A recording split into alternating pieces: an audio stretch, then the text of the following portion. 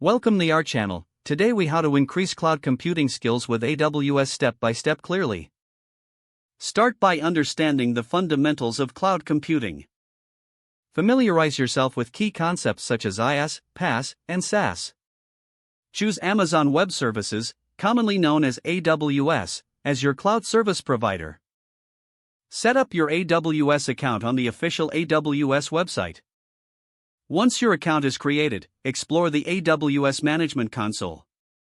Take advantage of AWS free tier to practice and learn without incurring costs.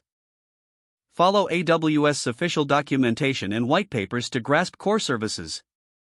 Consider enrolling in foundational courses on platforms like Coursera or Udemy. Focus on essential services such as EC2, S3, and RDS to build a strong base. Start with hands-on labs to gain practical experience in a guided environment.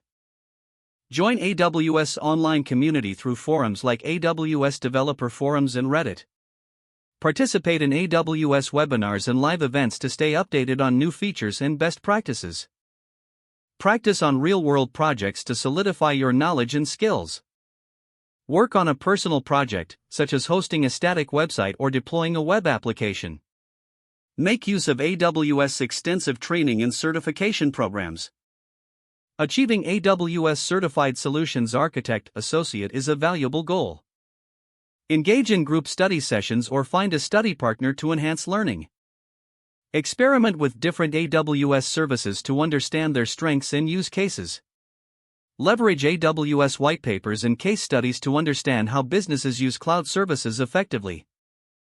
Stay informed about industry trends and updates through blogs and news sources focused on cloud computing. Set aside regular study time to stay committed to your learning path.